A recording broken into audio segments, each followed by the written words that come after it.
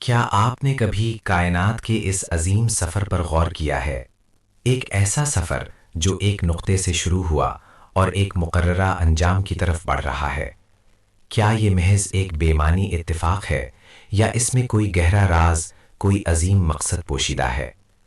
ہم سب جانتے ہیں کہ ہر ذی روح کو موت کا ذائقہ چکھنا ہے، لیکن کیا آپ نے کبھی سوچا ہے کہ خود کائنات کا بھی ایک انجام ہے، اور اس انجام کے بعد کیا ہوگا؟ آئیے آج ہم اللہ کی نشانیوں کی اس گہری دنیا میں غوطہ لگائیں، جہاں ہم کائنات کے حتمی انجام اور اس کے اپنے خالق کی طرف لوٹنے کے ایسے پوشیدہ معجزات کو بے نقاب کریں گے جو شاید آپ نے پہلے کبھی نہ سنے ہوں۔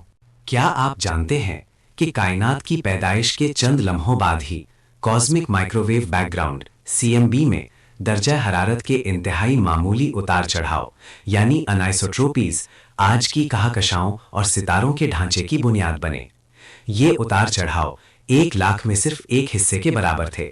اگر یہ ذرا سے بھی مختلف ہوتے تو کائنات یا تو اتنی ہموار ہوتی کہ کوئی ستارہ نہ بنتا، یا اتنی گھنی کہ ہر چیز بلیک ہول میں سما جاتی۔ یہ ناقابل یقین حد تک درست ابتدائی حالات کیا کسی بے ترتیب حادثے کا نتیجہ ہو سکتی ہے؟ اللہ تعالیٰ سورہ الزاریات میں فرماتا ہے، اور زمین میں یقین کرنے والوں کے لیے نشانیاں ہیں، اور خود تمہارے نفس میں بھی، کیا تم دیکھتے نہیں؟ یہ کائنات کی ابتدائی حالات میں چھپی ہوئی نشانی نہیں تو اور کیا ہے؟ کائنات کی سب سے پراسرار قوت، ڈارک انرجی، جو کائنات کی توسیع کو تیز کر رہی ہے، اس کی قدر اتنی غیر معمولی طور پر کم اور عین مطابق ہے کہ یہ ہماری سوچ سے بھی پرے ہے۔ اگر یہ قدر ذرا سی بھی زیادہ ہوتی تو کائنات اتنی تیزی سے پھیلتی کہ کہکشاں بن ہی نہ پاتیں۔ اگر یہ ذرا سی بھی کم ہوتی تو کائنات بہت پہلے ہی اپنے آپ میں سمٹ کر ختم ہو چکی ہوتی۔ اس کی یہ دقیق قدر کائنات کو اربوں سال تک زندہ رہنے اور حیات کو پروان چڑھنے کا موقع دیتی ہے تاکہ وہ اپنے خالق کو پہچان سکے۔ یہ کس کی حکمت ہے جو کائنات کے انجام کو اتنی نفاست سے طے کر رہی ہے؟ انٹروپی کا قانون، جو تھرموڈائنامکس کا دوسرا قانون ہے، کہتا ہے کہ کائنات میں ہر چیز بتدریج بے ترتیبی اور بگاڑ کی طرف بڑھ رہی ہے۔ یہ کائنات کا ایک طرفہ سفر ہے جو اسے بالآخر ہیٹ ڈیتھ کی طرف لے جائے گا۔ یہ قانون اس بات کی ضمانت دیتا ہے کہ وقت کا ایک واضح رخ ہے، اور یہ کہ کائنات ایک دن اپنی تمام توانائی کو یکساں طور پر تقسیم کر کے ایک ٹھنڈی بے جان حالت میں پہنچ جائے گی۔ یہ ایک ایسا حتمی انجام ہے جو کسی ڈیزائنر کی طرف سے مقرر کردہ وقت کی نشاندہی کرتا ہے۔ کیا یہ کائنات صرف ایک بے مقصد سفر پر ہے، یا یہ ایک ایسے مقام کی طرف بڑھ رہی ہے جہاں تمام حساب چکائے جائیں گے؟ بلیک ہول انفارمیشن پہیلی ایک ایسا پہیلی ہے جو ہمیں کائنات کے حتمی انجام میں معلومات کی بقا کے بارے میں گہرا سوچنے پر مجبور کرتا ہے۔ جب کوئی چیز بلیک ہول میں گرتی ہے تو کیا اس کی تمام معلومات ہمیشہ کے لیے ختم ہو جاتی ہیں؟ کوانٹم فزکس کہتی ہے کہ معلومات کبھی ختم نہیں ہوتی، جبکہ بلیک ہول کا نظریہ اس کے برعکس لگتا ہے۔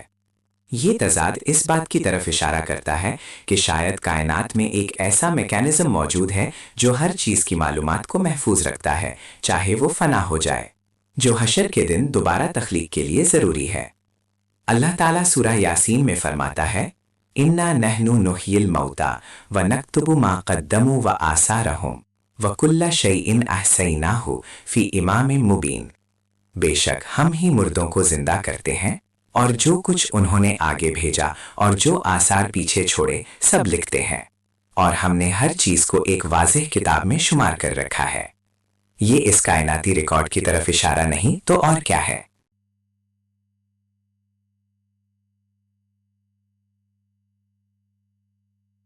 کوانٹم ویکیوم فلکچویشنز یعنی خلا میں توانائی کے انتہائی چھوٹے اور عارضی اتار چڑھاؤ ہمیں بتاتے ہیں کہ خالی جگہ در حقیقت خالی نہیں ہے۔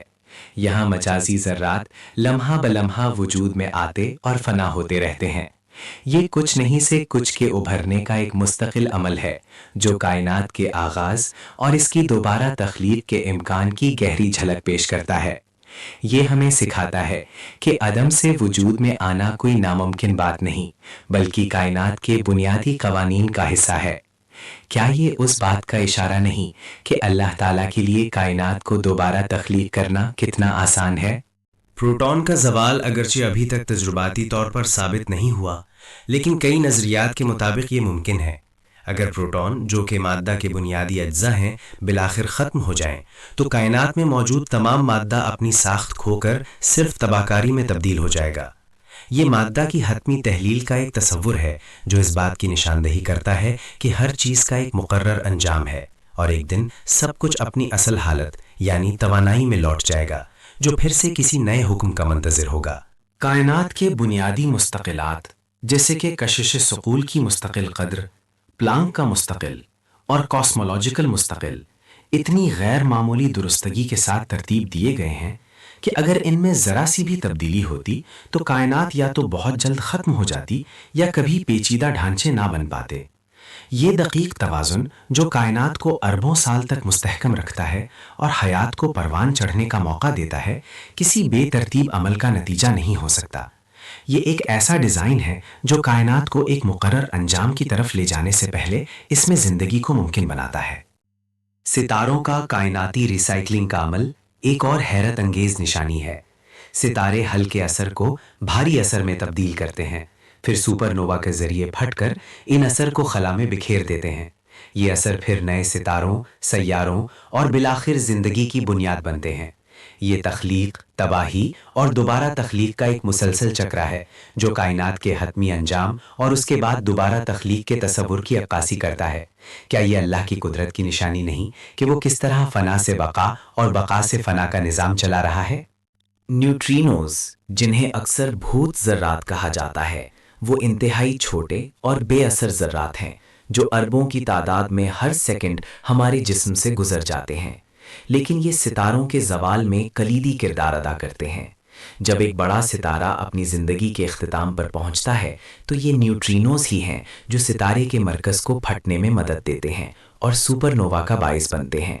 ان کا پراثر وجود اور کائناتی واقعات میں ان کا اہم کردار اس بات کی طرف اشارہ کرتا ہے کہ کائنات میں ایسی پوشیدہ قوتیں کار فرما ہیں جو کائناتی واقعات بشمول ستاروں کے انجام کو منظم کر رہی ہیں۔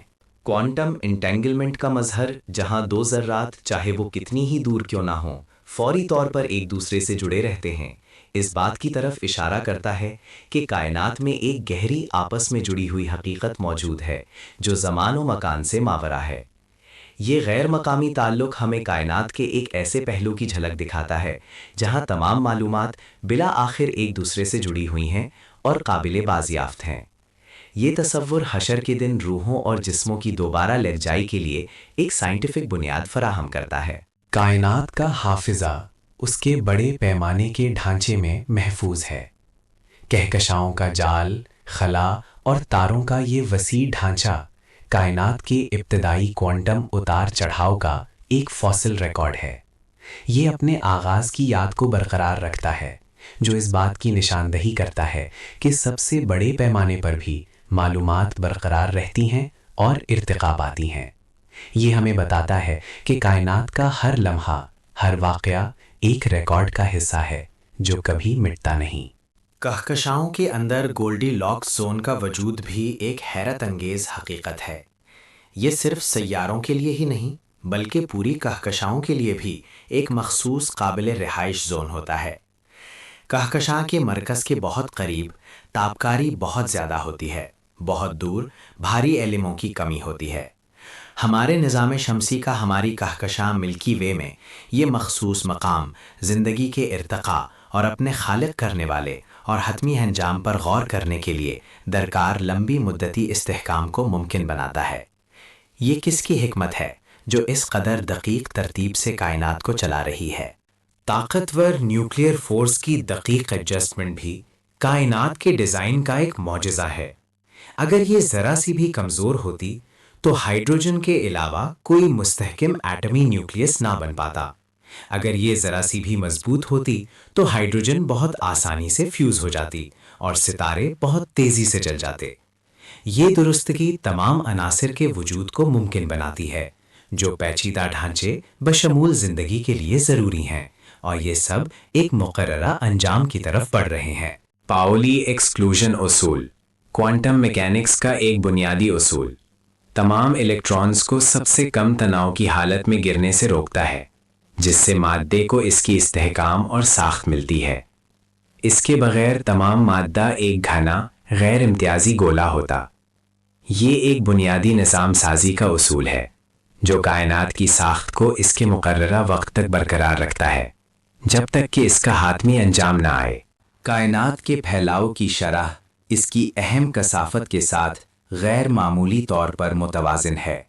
اگر یہ ذرا سی بھی تیز ہوتی تو کائنات اتنی تیزی سے پھیلتی کہ ڈھانچے بن ہی نہ پاتے۔ اگر ذرا سی بھی سست ہوتی تو یہ بہت پہلے ہی اپنے آپ میں سمٹ کر ختم ہو چکی ہوتی۔ یہ توازن کائنات کے طویل مدتی ارتقاء اور اس کے حتمی انجام کو ممکن بناتا ہے۔ جب ہم ان تمام حقائق پر غور کرتے ہیں تو یہ سوال اٹھتا ہے کہ کیا یہ سب محض اتفاق ہو سکتا ہے؟ ایک ایسا اتفاق جس نے کائنات کو اتنی نفاست سے ڈیزائن کیا کہ اس میں زندگی پروان چڑھ سکے اور پھر ایک مقررہ انجام کی طرف بڑھ سکے۔ یہ سائنسی حقائق جو کائنات کے ہر پہلو میں غیر معمولی ترتیب اور مقصودیت کو ظاہر کرتے ہیں، کسی بھی عقل مند ذہن کے لیے یہ نتیجہ نکالنا ناممکن بنا دیتے ہیں کہ یہ سب کچھ بےمانی حادثات کا نتیجہ ہے۔ ریاضیاتی طور پر ان تمام شرائط کا اتفاق سے پورا ہونا ایک ایسا امکان ہے جو صفر کے قریب ہے۔ کچھ لوگ کہتے ہیں کہ یہ سب فطرت کے قوانین ہیں، لیکن فطرت کے قوانین خود کیسے وجود میں آئے؟ یہ قوانین صرف یہ بیان کرتے ہیں کہ چیزیں کیسے کام کرتی ہیں، یہ نہیں بتاتے کہ انہیں کس نے بنایا یا ان کے پیرامیٹرز کس نے مقرر کیے۔ ایک کمپیوٹر پروگرام اس بات کی وضاحت کرتا ہے کہ کمپیوٹر کیسے کام کرتا ہے، لیکن یہ پروگرام خود بخود نہیں بن جاتا، اسے کسی پروگرامر نے لکھا ہوتا ہے۔ اسی طرح کائنات کے قوانین ایک خالق کی طرف اشارہ کرتے ہیں جس نے ان قوانین کو وضع کیا اور کائنات کو ایک خاص مقصد کے ساتھ تخلیق کیا۔ کائنات کا یہ حتمی انجام، یہ واپسی کا تصور صرف ایک فزیکل عمل نہیں بلکہ ایک گہرا روحانی پیغام ہے۔ یہ ہمیں یاد دلاتا ہے کہ ہر چیز کا ایک آغاز ہے اور ایک انجام، اور ہر انجام کا مطلب فنا نہیں بلکہ ایک نئے آغاز کی تیاری ہے۔